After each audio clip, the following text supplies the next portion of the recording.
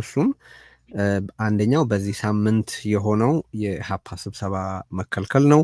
ሁለተኛ ኦፌኮን የተመለከተው የምርጫን በተመለከተ ያደረገው ውሳኔ፣ ሶስተኛና ከዚሁ ጋር በአጠቃላይ በመዋቅራዊ ጉዳይ ምክንያት የሚተሳሰሩ ደግሞ በትላንትናው ዕለት የተገለጠው ከአፋሕድ ጋር ድርድርና ስምምነት አደረግኩኝ ብሎ የኢጋድን አፍሪካ ህብረት ሰዎችን አሳትፎ ያደረገው ነገር ነው። እነሱን እንመለከታቸዋለን አጣምረን። መጀመሪያ የዚህ የኢሃፓ ስብሰባ ክልከላ ጉዳይ እና ምርጫውን አንድ ላይ አስተሳስረን እንየው። ለምን ኢሃፓም አንደኛ ህብረተሰቡ መግለጫው ላይ የጻፈውን ነው የምናገረው። ህብረተሰቡ ችግሮቹን አርቲኩሌት እንዲያደርግ እንዲገልጥ እና ወደ መፍትሄ እንዲደርስ ከዛ የሚቀጥለውን የትግል አቅጣጫ ደግሞ በፓርቲ በኩል ለመወሰን ታስቦ የተጠራ ስብሰባ ነበር። ያልተካሄደም ወይም ወደ ምርጫ ከመሄድ በፊት ሁኔታዎቹን አሰስ ለማድረግ ያንን ድባብ ለመፍጠርን በማሰብ የተደረገ ይመስላል። ተከልክሏል። ዲአፍሪክ ሆቴል ላይ ነበር ሊካሄድ ታስቦ የነበረው ስብሰባው። በቀብድም ተቀብለው ነበረ የዲአፍሪክ ሰዎች። በኋላ በደረሳቸው ማስጠንቀቂያ ምክንያት እንደሰረዙት ነው የታወቀው። ሁለተኛው እንዳልኩት የኦፌኮ ውሳኔ ነው።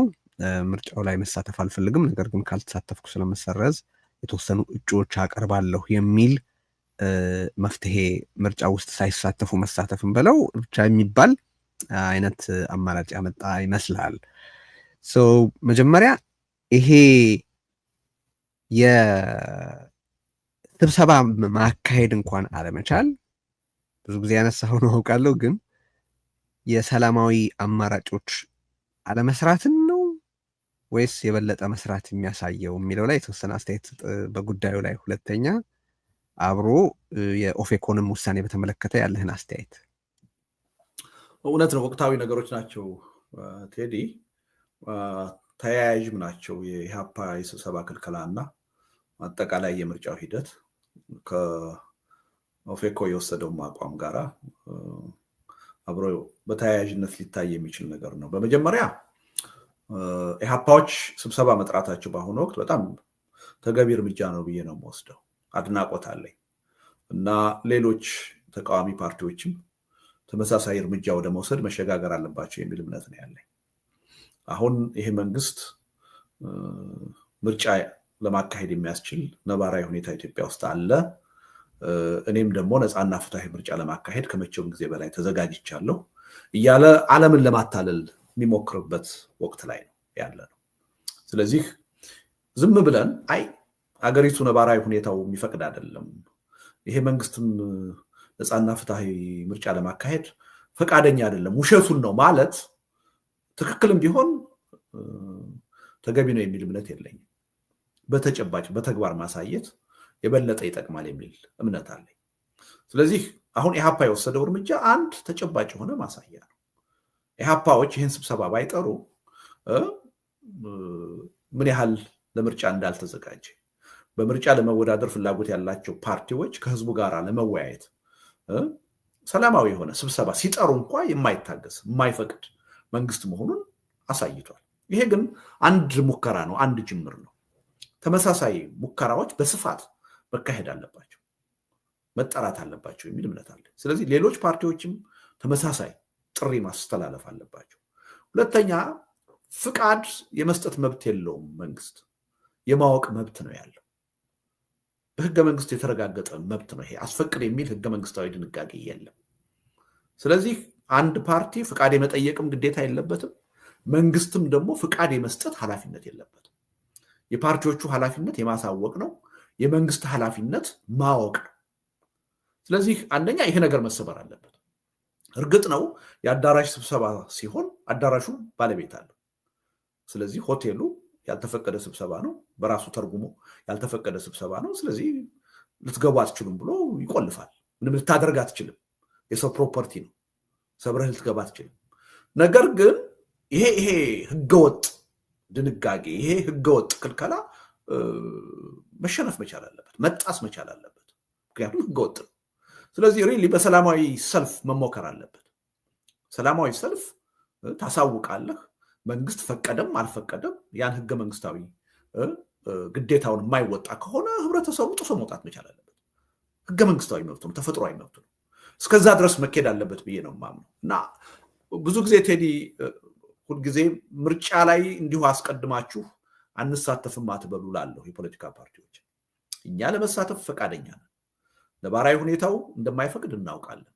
መንግስት ለዛ ዝግጁ እንዳልሆነ እናውቃለን። ግን ይሄ አለመሆኑን በቃላት ከመናገር በላይ በተግባር ማሳየት እንችላለን። ስለዚህ በተግባር ለማሳየት ምርጫ ውስጥ እንገባለን፣ ገብተን እናሳያለን። ይሄ ኢህአፓ ያደረገው የወሰደው እርምጃ ሪሊ በጣም ጥሩ ጅምር ነው። በተጨባጭ የሚያሳይ ነው። አገዛዙ በፍጹም ሊያስተባብል በማይችልበት ደረጃ አፋኝ መሆኑን ለምንም አይነት የሰላማዊ እንቅስቃሴ በሩን መክፈት እንደማይችል ማሳያ ነው የሚሆነው። ስለዚህ በተደጋጋሚ ሌሎች ስብሰባዎች ቢጠሩ፣ በተደጋጋሚ ሌሎች ሰላማዊ ሰልፎች በጎዳና በአደባባይ ቢጠሩ አገዛዙ በምንም ተአምር ሰላማዊ ትግልን ለማስተናገድ ፈቃደኛ እንዳልሆነ፣ ነፃና ፍትሐዊ ምርጫን ለማካሄድ ዝግጁ እንዳልሆነ፣ ፍላጎት እንደሌለው ለዓለምም ህዝብ ለኢትዮጵያም ህዝብ በተጨባጭ በማያከራክር ሁኔታ ማሳየት ይቻላል። ስለዚህ ራሱ ይህን ሂደቱን አንድ የትግል መድረክ አድርጎ መጠቀም ይቻላል የሚል እምነት አለ። ስለዚህ ተጽዕኖዎች መምጣታቸው አይቀርም። ተጽዕኖዎች ከመጡና ደግሞ ነፃና ፍትሐዊ ምርጫ እንደማይካሄድ በደንብ በተጨባጭ ካሳዩ በኋላ ቦይኮት ሊያደርጉ ይችላሉ። ቦይኮት ሲያደርጉ ግን ፓርቲዎቹ ብቻቸውን መሆን የለበትም። ከህዝቡ ከመራጩ ህዝብ ጋር ነው ቦይኮት ማድረግ ያለባቸው። ህዝቡም ነፃና ፍትሐዊ ምርጫ እንደማይካሄድ አምኖ በምርጫው አልሳተፍም ማለት አለበት። ያ የህዝቡ አልሳተፍም ማለት ትርጉም የሚኖረው ግን መጀመሪያ የምርጫ ካርድ ሲያወጣ የዜግነት መብቱን ተጠቅሞ የምርጫ ካርድ በእጁ ሲይዝ ነው። በእጁ ከያዘ በኋላ ተቃዋሚ ፓርቲዎችም ተመዝግበው እጩዎቻቸውን አስመዝግበው በተጨባጭ ይሄ መንግስት ለነፃና ፍትሐዊ ምርጫ ዝግጁ አለመሆኑን በትግል ካሳዩ በኋላ ቦይኮት ማድረግ ካስፈለገ ከህዝቡ ጋር ተመካክረው ፓርቲዎቹም ህዝቡም ምርጫውን ቦይኮት ማድረግና ህጋዊነት ማሳጣት ይቻላል። አስቀድሞ ግን አልሳተፍም ማለት ጉዳት አለ የሚል እምነት አለ። አንደኛ የምርጫ ሂደት አንድ የትግል መድረክ ነው፣ እጅግ ጠቃሚ መድረክ ነው። ኢህአፓዎች አሁን ምርጫውን ሰበብ አድርገው ነው ይሄን ጥሪ ለማድረግ ድል ያገኙት። የምርጫ ቦርድ ሁሉ ደብዳቤ ጽፎላቸዋል። ዓለም እየተመለከተን ነው ይህን ጉዳይ አሁን። ስለዚህ ሪሊ ሁሉም እኔ ባለኝ እምነት ከዚህ ቀደምም ደጋግሜ ተናግሬያለሁ። እርግጥ ነው ብዙዎቹ የፖለቲካ ፓርቲዎች የሚገዙት አስተሳሰብ አልመሰለኝም። አቅማቸውና ሁኔታ በፈቀደላቸው መጠን ያሏቸውን እጩዎች ማስመዝገብ አለባቸው። በእነሱ በኩል የሚነሳው ነጥብ የሚመንሱት ነጥቦች አድረስ እንድታደርጋቸው፣ አንደኛ እዚህ ምርጫ ውስጥ መሳተፍ የምርጫ ስርዓቱን ሌጂቲማይዝ ማድረግ ነው፣ የሚሰራ እንዲመስል ማድረግ ነው የሚል አንድምታ ያለው ይላሉ። ሁለተኛ ደግሞ ምርጫው ሲቃረብና ከምርጫ ካርድ ከተወሰደና ምን ከተባለ በኋላ መውጣት አገዛዙ እንደማያሸንፉ ሲያውቁ ነው ወደኋላ ያፈገፈጉት የሚል ክስ እንዲያቀርብና ክሬዲብል እንዲመስል ያደርጋል የሚልም ኮንሰርን አለ። አሁን እኮ የምትለው አገዛዙ እንደማያሸንፉ ስለሚያውቁ ነው ያልተሳተፉት የሚለውን እኮ የበለጠ እኮ አሁን ይጠቀምበታል። አንሳተፍም ካሉ እኔ ሜዳውን አመቻችቻለሁ፣ ዝግጁነት ነበረኝ ነፃና ፍትሐዊ ምርጫ ለማካሄድ፣ እነሱ ግን እንደሚሸነፉ ስላወቁ አስቀድመው ራሳቸውን አገለሉ ይላሉ። የበለጠ ይጠቅመዋል። ነገር ግን ኖ እኛ የመሳተፍ ፍላጎት አለን፣ ቁርጠኞች ነን፣ እጩም አሉን ብለው አስመዝግበው በሂደቱ መሳተፍ ጀምረው ከጀመሩ በኋላ ያገዛዙን አፈና በተጨባጭ በተግባር ካሳዩ በኋላ ግን ቢወጡ ያ አርጊውመንት ደካማ ነው የሚሆነው። በመንግስት ዝግጁነታቸውን አሳይተዋል። እንዳይቀጥሉ ያደረጋቸው የመንግስት ተጽዕኖ ነው፣ አፈና ነው። ይሄ በግልጽ ይታያል። ስለዚህ አርጊውመንቱ የሚሰራው ለመንግስት እንዳውም ጭራሽ ከመጀመሪያው አንሳተፍም ሲሉ ነው። አደገኛ ነገር የሚያደርገው እሱ። ሌላው ይህን መንግስት ህጋዊ ማድረግ ነው የሚለው በዚህም ረገድ የመጀመሪያው ነው የበለጠ ለመንግስት እድል የሚሰጠው። ጭራሽ ካልተመዘገቡ ህዝቡም ካርድ ካላወጣ የእሱ ደጋፊዎች ብቻ ይወዳደራሉ፣ የእሱ ደጋፊዎች ብቻ ወጥተው ይመርጣሉ። ምርጫ የሚሰላው ስንት ህዝብ ለመምረጥ ወስኖ ተመዘገበ፣ ከተመዘገበው ውስጥ ገዢውን ፓርቲ ስንት መረጠ ተብሎ ነው የሚሰላው።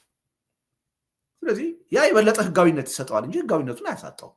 ህጋዊነቱን የሚያሳጣው ህዝቡ በነቂስ ወጥቶ ካርድ ካወጣ በኋላ፣ ካርድ በእጁ ከያዘ በኋላ፣ ለምሳሌ 10 ሚሊዮን ህዝብ ካርድ ካወጣ በኋላ ከ10 ሚሊዮን 7-8 ሚሊዮን ምርጫውን አልመርጥም ብሎ ከተቀመጠ ህጋዊነቱን የሚያጣው መንግስት ያኔ ነው።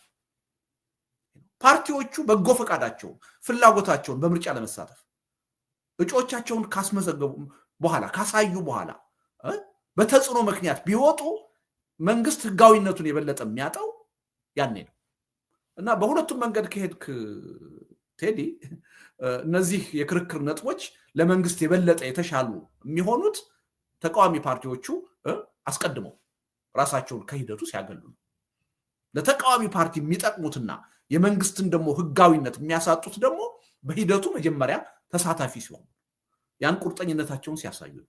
ህዝቡም ካርድ በእጁ ከያዘ በኋላ የያዘውን ካርድ አልጥልም አልመርጥም ሲል እና በሁለቱም መንገድ ክርክሩ የሚያስኬድ አይመስለኝም እውነቱን ለመናገር። እዚሁ ላይ አያይዘን ነው የኦፌኮን ውሳኔ። እሺ እኔ አንድ ፓርቲ ያው መብቱ ነው የፈለገውን ውሳኔ መወሰን ይችላል። እሳተፋለሁ ሊል ይችላል፣ አልሳተፍም ሊል ይችላል። የኦፌኮ ግን ትንሽ ግራ የሚያጋባ ነው።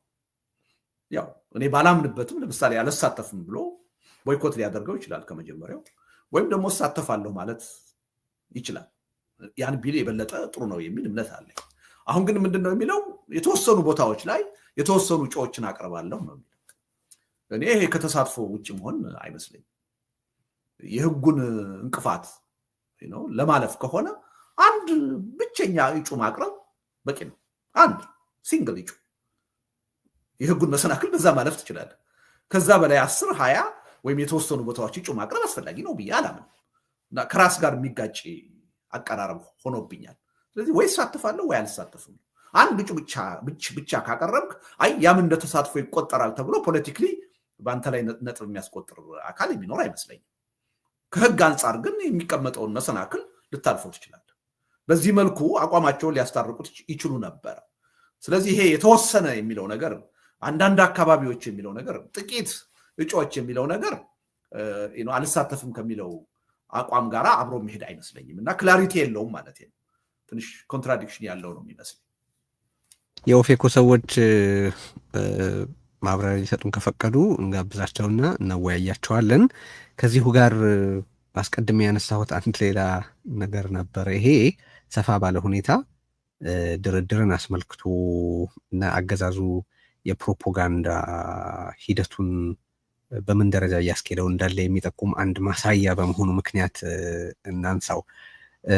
ከቀናት በፊት የተለያዩ የአማራ ፋኖ ህዝባዊ ድርጅት አመራር አባላት ለብልጽግና እጃቸውን ሰጥተዋል ተብሎ የብልጽግና የኢንተርኔት መንጋ ተሰማርቶ ነበረ እና ሌሎቹን ለማስጠንቀቂያ ለማስፈራሪያ መጨረሻችሁ ይሄ ነው፣ ከዚህ አታመልጡም፣ ከክፉ ቅጣት በፊት እጃችሁን ብትሰጡ ይሻላል የሚል በጣም ሰፊ ዘመቻ ሲካሄድ ቆየና ከቀናት በኋላ ተመልሶ ያ ምርኮኛ የአፋሕድ ተወካይ ሆኖ ተደራዳሪ ሆኖ የሰላም ስምምነት ከመንግስት ጋር የሚፈራረም ለዚህም በኢጋድና በአፍሪካ ህብረት የሚታጀብ ሆኖ ቀርቦ ተመልክተናል። እና አሚን አንዳንድ ነገሮች አሁን አብይ አይ ቲንክ በሀገሩ ላይ አደረገ ከምላቸው ትልልቅ በደሎች አንዱ ዲስኮርስን ክፉኛ ትሪቪያላይዝ ማድረጉ ነው። ዲስኮርስን ማርከሱ ነው። በነገራችን ላይ ግን ምንም ምርጫ የለም። በቃ በሀገሪቱ ያለው ሪያሊቲ እሱ ነው። ያ ዲስኮርሱን ያረከሰው ግለሰብ ነው ትልልቆቹን ውሳኔዎች የሚወስንበት እድል የተፈጠረውና አሁንም በዚህ ምክንያት ይህንንም ድራማ ለመነጋገር ተገደናል። ግን አስፍተን ድርድርን ጉድ ፌይትን በስምምነት ጊዜያዊም ሆነ ዘላቂ ችግሮችን የመፍታት አካሄድን እና የአገዛዝ ወቅታዊ የጋራ ስነ ልቦናን በተመለከተ ለማውራት ግን ልንጠቀምበት እንችላለን ብዬ ስላሰብኩ ነው ማነሳው። ምን አልክ ስታይ? እውነት ነው። ጥሩ ነው ፍሬም ያረከው። አንዱም አሁን ይሄ መንግስት ያው በድርድር ስም፣ በንግግር ስም፣ በውይይት ስም፣ በሽምግልና ስም ምን ያህል የሚቀልድ እንደሆነ ጥሩ ማሳያ ይመስለኛል። ይሄ የሰሞኑ የማስረሻ ሁኔታ ሁልጊዜ የምንለው እኔም አንተም ተቃዋሚ ኃይሎች የድርድርን በር መዝጋት የለባቸውም ብለን እናምናለን። ለድርድር ሁልጊዜ ዝግጁ ነን ማለት አለባቸው። ምክንያቱም ተገደን ነው፣ ሰላማዊ መድረክ አተን ነው። ይሄ መንግስት ለእውነተኛ ድርድር በሩን ስለዘጋ ነው ጠመንጃ ያነሳ ነው የሚሉት አይደለም ነውም ደግሞ። ስለዚህ ሁልጊዜም ለድርድር በራቸው ክፍት መሆን አለበት። ይሄ ከፍተኛ የሆነ የፖለቲካ የዲፕሎማሲ ጥቅም ይኖረዋል የሚል እምነት አለኝ። አንተም የዛ አይነት እምነት እንዳለ አውቃለሁ። ግን ደግሞ ይሄ መንግስት ምንም በቃ በሰላም ድርድር ጉዳይ፣ በሽምግልና ጉዳይ፣ በሁሉም ነገር ላይ የሚቀልድ የሚያሾፍ መሆኑን ደግሞ ማሳያ ነው። ይሄ ግን ይሄ ነገር ገፍቶ ታዲያ ምን ትርጉም አለው? በቃ ድርድር የሚባለው ነገር አያስፈልግም ወደሚል መሄድ አለበት የሚል እምነት የለኝም። ሁልጊዜም ቢሆን የትጥቅ ትግል ቀላል ዋጋ የሚከፈልበት መድረክ አይደለም። የህዝብ ትግል፣ የትውልድ ትግል ነው። ብዙ ሰዎች በየቀኑ ህይወታቸውን የሚያጡበት ነው። ስለዚህ የፖለቲካ መፍትሄ በውይይት በድርድር የሚመጣ ከሆነ ሁልጊዜ ራስህን ለዛ ዝግጁና ክፍት አድርገህ መጠበቅ ተገቢ ነው።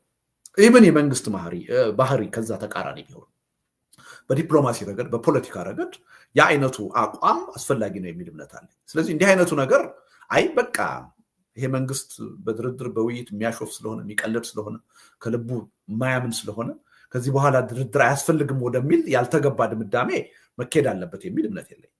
ሁልጊዜ ቋሚ መርሃችን መሆን አለበት። ድርድር እንፈልጋለን። ያኔ የመስማማት ያለመስማማቱ ጉዳይ፣ አገዛዙ ለድርድሩ ልባዊ አቋም ይዞ መምጣቱ ያለመምጣቱ ጉዳይ በድርድሩ ወቅት በሚካሄደው ሂደት የሚፈተሽ ነው፣ የሚታይ ነው። ጠረጴዛ ላይ በሚቀርቡት የመደራደሪያ ነጥቦች የሚታይ ነው። ስለዚህ እድሉ አለ። ስለተደራደርክ ራስን አሳልፈህ ትሰጣለህ ማለት አይደለም። ስለዚህ አንደኛ ወደዛ ድምዳሜ ሊወስድን አይገባም። ሌላው ግን በጣም የሚያሳየን ቅድም እንዳልከው እንደው የራሱ ደጋፊዎች እንደው ይህን አገዛዝ መታዘብ ካለባቸው አሁን ስለ ዲፕሎማሲ በጣም ሳይንስ ነው፣ የረቀቀ ነገር ነው። አንድ ሀገር ዲፕሎማሲ ሲሰራ የዛሬንና የነገን አይደለም፣ ለአመታት ሁሉ አስቦ ነው የሚሰራው። ይሄ በስልጣን ላይ ያለ መንግስት ግን ዲፕሎማሲውን ዕለታዊ ነው። በቃ ለእያንዳንዱ ቀን ነው ዲፕሎማሲ የሚሰራው። ውጤቱ ነገ ምን ይሆናል የሚለውን ነገር ማየትም አይፈልግም። ስለዚህ ጃልሰኒ ጋራ በቴሌቪዥን ምናምን ሲፈራረም ከታየ የኦሮሞ ህዝብ ጥያቄ እንደመለሰ፣ ጦርነትን እንደ አስቆም አድርጎ መልእክት ማስተላለፍ ይፈልጋል። ጌታቸው ረዳን ስለሾመ ባለስልጣን ስላደረገ ከሱ ጋር ስለተጨባበጠ የትግራይን ህዝብ ችግር የፈታ አስመስሎ መናገር ይፈልጋል። ወይም ደግሞ አሁን ማስረሻን ማርኮ ወይም ደግሞ ተቀብሎ ከሱ ጋር ስለተፈራረመ ወይም በቴሌቪዥን በሬዲዮ ስለታየ የአማራን ህዝብ ችግር ወይም ጥያቄ የፈታ የመለስ አድርጎ ለማቅረብ ይሞክራል። ይሄ የትም የሚያደርስ አይደለም። ጃልሰኒ ስንት ጊዜ ሆነው አመት አለፈው አይደለም ከፈረመ። ኦሮሚያ ውስጥ ያለው ጦርነት የበለጠ ተስፋፋ እንጂ አልቀነሰም። ጌታቸው የመንግስት ተሿሚ ስለሆነ ትግራይ ውስጥ ያለው ችግር የበለጠ ተባብሷል እንጂ ምንም የቀነሰ ነገር የለም። ማስረሻም ትናንትና ከመንግስት ጋር መፈራረሙ ዛሬ ጧት የጦርነት ዜናዎችን አማራ ክልል በስፋት እየሰማሁ ነበር። ምንም የሚለውጠው ነገር የለም።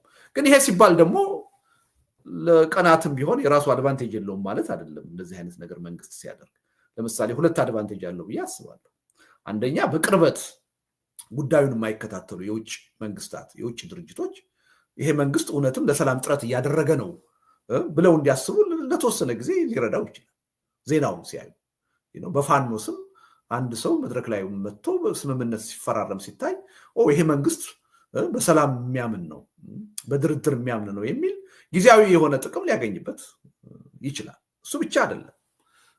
ምናልባት ግማሽ ልብ ይዘው የሚዋጉ የአማጺ ኃይሎች ሊኖሩ ይችላሉ።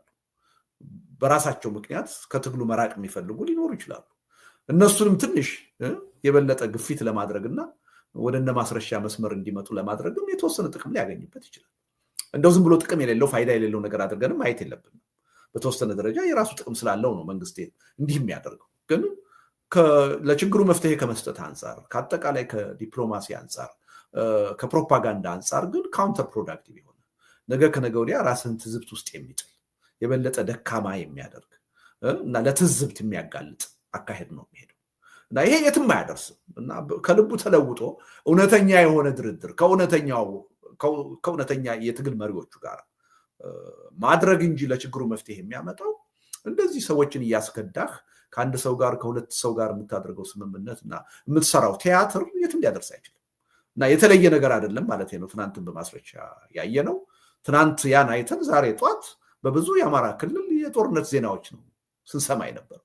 ምንም የተለየ ነገር የለ። እኔ የፋኖዎችም ይሄን ያህል ተጨንቀው መግለጫ ለመስጠት ለማስተባበል መረባረብ ያለባቸው አይመስለኝም። ግልጽ ነገር ነው ብዬ ነው የምወስደው።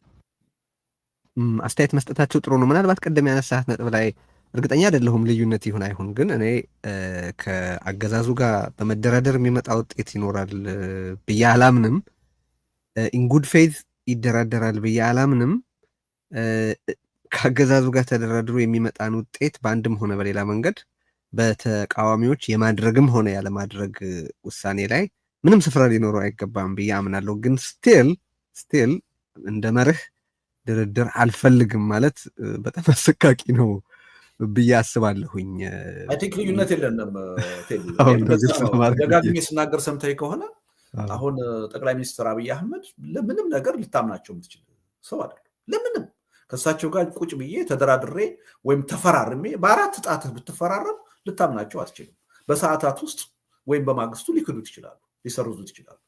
ምንም ተለዋዋጭ ሰው ናቸው እና ሊታመኑ የሚችሉ እንዳልሆነ ይገባኛል። ይሄ መንግስት እንደ መንግስት ራሱ በዚህ ረገድ ትረስት ወርዚ እንዳልሆነ ምንም ጠንቅቄ ነው የማውቀው። ግን ቅድም ምን ብያለሁ? ከፖለቲካ ከዲፕሎማሲ ከፕሮፓጋንዳ አንጻር ይሄ ጉዳይ አስፈላጊ ነገር። አንተ ለሰላም ነው የምታገለው፣ ሰላማዊ መድረክ አጥቼ ነው ጠበንጃ እንዳነሳ የተገደድኩት ካልክ በኋላ በቃ ከዚህ በኋላ ችግሬን የምፈታው በጠበንጃ ብቻ ነው፣ ድርድር የሚባል ነገር አልፈልግም ማለት ጉዳት አለ የሚል እምነት ነው ያለ። ልዩነት ያለን አልመሰለኝም። ይውረድ ብለህም ልትደራደር ስለምትችል አልተቀበለውም ሌላ ነገር ነው። ቅድም ብያለሁ፣ ጠረጴዛ ላይ በምታስቀምጠው አጀንዳ ኤግዛክትሊ። እና ዓለምም አልደራደርም አለ የሚለው የሚተረጎምበት መንገድ በጣም መጥፎ ነው። ብዙ ማለት በእኛ ልክ ኮንቴክስቱን አውቀው እያንዳንዱን ዝርዝር አውቀው በዚህ ምክንያት ነው ይሄን ያሉት ብለው አንደርስታንድ እንዲያደርጉ መጠበቅ የለብንም። በአጠቃላይም ድርድር የሚባል ነገር የለም ተብሎ አደባባይ አይወጣም እና በዛ ምክንያት ነው እንዳልከው አንተም ብዙ ጊዜ አንስተዋል። እዚህም እኔ በተደጋጋሚ የፋኖ አመራር አባላትን ድርድር የለም አትበሉ፣ ለምን ይሄ በጣም ከባድ ጉዳት የሚያስከትል ነው ስንል ቆይተናል። አንዴ አምባሳደር ማሴንጋም በነገራችን ላይ ያንን የሚያረጋግጥ ነገር ተናግረው ነበር። የአሜሪካ አምባሳደር በኢትዮጵያ ፋኖን ለድርድር ጠርተው ነበረ እና ያ እንግዲህ በዲፕሎማሲው ህብረተሰብ በዲፕሎማሲው ማህበረሰብ ዘንድ ፋኖን በተመለከተ ተይዞ የነበረውን አስተያየት ያሳይ የነበረ ይመስለኛል። በኋላ ተስተካክሏል፣ በአስተያየቶቻቸው ተመልክተናል። ያ ግን እንደ እሱን ግልጽ ማድረግ ስለሚገባ ነው ያነሳኋቸው ነገሮች ተገቢ ነው። እንግዲህ ይሄ ህዝባዊ እምቢተኝነትን በተመለከተ ወደምናነሳው ነገር ያሻግረናል ብዬ አስባለሁኝ እና በአሁኑ ወቅት አገዛዙ የህዝብ ስብሰባ አዳራሽ ውስጥ በአንድ ሆቴል ውስጥ አዳራሽ ጠርቶ ከህዝብ ጋር መገናኘትን እንኳን በማይፈቅድበት ሁኔታ ስላሉት አማራጮች ወደ መነጋገር ይወስደናል። መጀመሪያ አሁን በአጠቃላይ ከዚህ ቀደምም እያነሳቸው ከነበሩ ነገሮች አንጻር በአሁኑ ወቅት አገዛዙን ከስልጣን ለማስወገድም ሆነ የሚያስፈልገው እንዲደረግ ለማስገደድ የመደረግ ያለባቸውን እርምጃዎች በተመለከተ የበለጠ የሚሰጣቸውን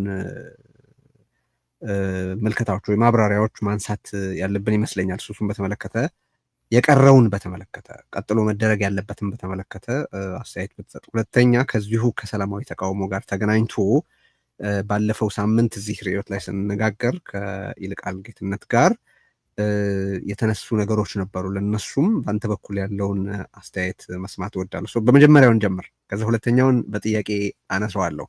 ይሄ ምርጫ በጣም የከፋ በመሆኑ ምክንያት ኦፌኮ በመሳተፍና ባለመሳተፍ መካከል ያለ ምርጫ እስከመፈለግ እንዲሄድ ያስገደደ እጅግ የተጣበበ ብቻ ሳይሆን ፍጹም የተዘጋ ፖለቲካዊ ምህዳር አለ። ሁለተኛ ቅድም እንደጠቀስ ነው የኢሃፓ ፈጽሞ መሳተፍ ማለት በምርጫ ሂደት እንግዲህ ምርጫ ሂደት አለው። ከሂደቱ አንዱና በተደጋጋሚ መደረግ ያለበት ስብሰባ ነው። የፖለቲካ ፓርቲ ከአባላቱና ከደጋፊዎቹ ጋር ሳይገናኝ በምን አይነት ምርጫ ውስጥ ሊሳተፍ እንደሚችል ማሰብ ነው። አሁን በዚህ ሳምንት ደግሞ አብይ ወጥቶ ሲተውን 100% አስቻይ ማድረግ አለብን ምናምን ሲል እስቲ ሞክረውና ያህለን ወስተረፈ የሚል አስተያየት የሚሰጡ ሰዎች ተመልክቼ ነበር። አዚፍ ተስፋ ያለው ይመስል ማለት ነው። ቀጥሎ ያለው ምርጫ ቀጥሎ ያለው አማራጭ ማለት ነው። ምርጫ ስል ቀጥሎ ስላሉን አማራጮች እስቲ እንነጋገር። አሁን ወቅቱ እየጠየቀው ያለው ወደየት መሸጋገርን ነው የሚለውን ይህንንም አጋጣሚ ተጠቅመን እናንሳውና ከዛ ወደ ሁለተኛው ጉዳይ እንሻገራል። ያ ምርጫ በ5 ዓመት አንድ ጊዜ ነው ኢትዮጵያ ውስጥ የሚመጣው። በየጊዜው የምታገኘው እድል አይደለም እና ምርጫ ራሱን የቻለ አንድ የትግል መድረክ ነው። ምክንያቱም ለምንድን ነው ራሱን የቻለ የትግል መድረክ የሚሆነው? በምርጫ ወቅት እጩዎች የመወዳደር መብት ይኖራቸዋል። መወዳደር ካለባቸው ደግሞ ህዝብ መሰብሰብ አለባቸው፣ ህዝብን ማሰለፍ አለባቸው፣ መቀስቀስ አለባቸው። እንግዲህ በግለሰብም ይሁን በፓርቲ ደረጃ ማለት ነው። ያ አንድ ትልቅ ከህብረተሰብ ጋር ለመገናኘት ህብረተሰቡን ለማነሳሳት፣ ለማንቃት፣ ለማደራጀት አንድ ትልቅ የትግል መድረክ ነው ምርጫ። 97 ዓመተ ምህረት ያን አይነት መርታ ማሳየት የቻልነው ከምርጫው ጋር በተያያዘ ባደረግነው ትግል ነው እና ምርጫ አንድ ትልቅ የሆነ የትግል መድረክ ነው። ደግሞ ሁልጊዜ ግን ደግሞ የሚገኝ አይደለም፣ በ5 ዓመት አንድ ጊዜ የሚገኝ ነው። ስለዚህ ተቃዋሚዎች ይህን ጉዳይ በደንብ ተገንዝበው ይሄ ከፊታችን እየመጣ ያለውን ምርጫ እንዲሁ በዋዛ ማሳለፍ የለባቸው። በዚህ ጉዳይ ላይ የሚኖራቸው ተሳትፎ በጣም በጥንቃቄ ሊታለፍ የሚገባው ነው። ምንድን ነው መንግስት